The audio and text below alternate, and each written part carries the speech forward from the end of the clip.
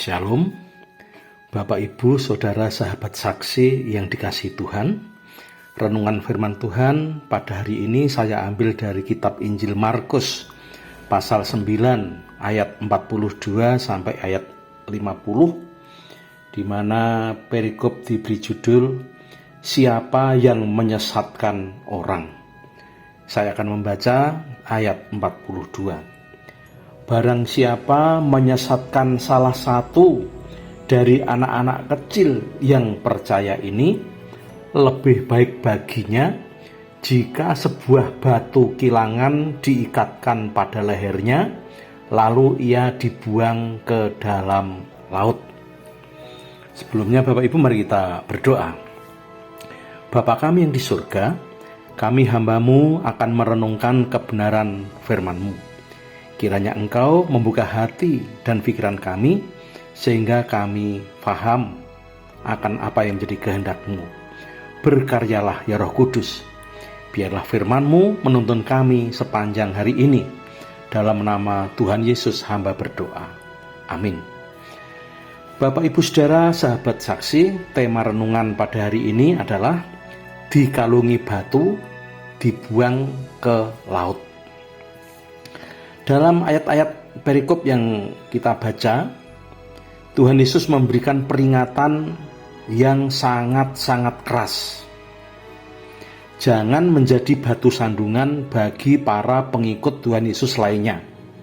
Itu adalah intinya.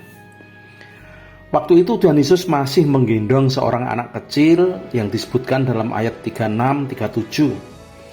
Sekarang ia menjelaskan lebih rinci, memberitahu para pengikutnya untuk berhati-hati dalam melayani.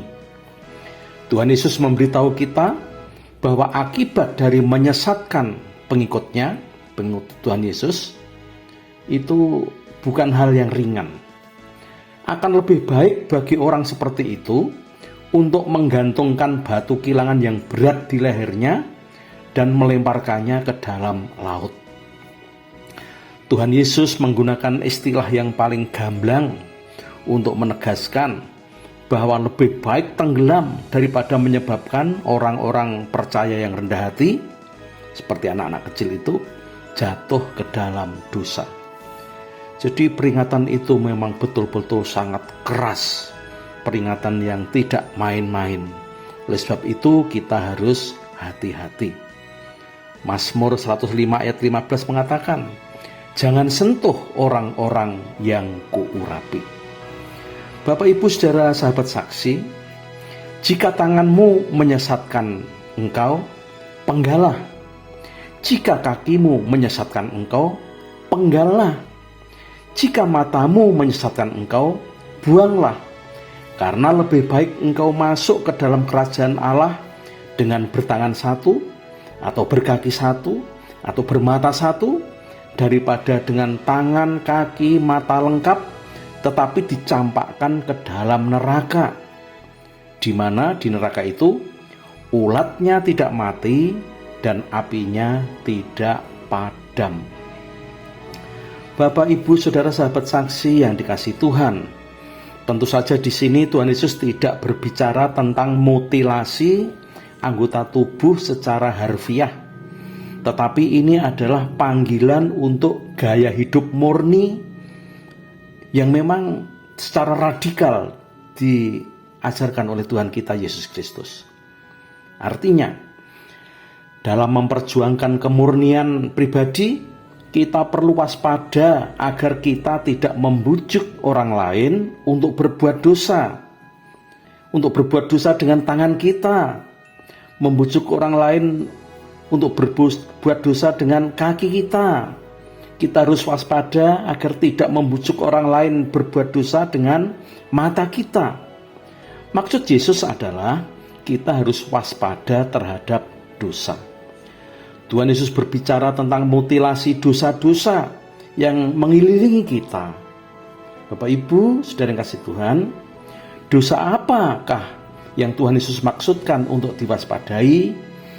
Kalau kita membaca Markus 7 ayat 14, ayat 20 sampai 23, diantaranya adalah dosa-dosa itu adalah pikiran jahat, percabulan, pencurian, pembunuhan, perzinahan, perbuatan mengingini dan kejahatan, juga tipu daya, sensualitas, iri hati, fitnah, kesombongan, dan kebodohan.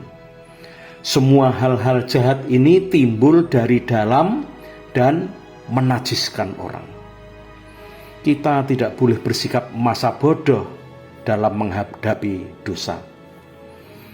Teolog John Piper mengatakan, membunuh dosa bukanlah pilihan. Ini adalah pertarungan yang mematikan. Dosa mati atau kita yang mati. Kita harus menolak untuk berdiam dalam dosa. Bapak, Ibu, Saudara yang kasih Tuhan, sahabat saksi, demikianlah renungan kita pada hari ini. Kiranya boleh menjadi berkat bagi kita semua. Mari kita berdoa. Bapa, terima kasih untuk firman-Mu pada hari ini. Kiranya boleh menguatkan iman kami, meneguhkan pengharapan kami akan Engkau, dan memimpin kami agar kami tidak suka dan terus-menerus hidup di dalam dosa. Dan kiranya firman-Mu menjadi penuntun dalam hidup beriman kami. Dalam nama Tuhan Yesus Kristus kami berdoa. Amin.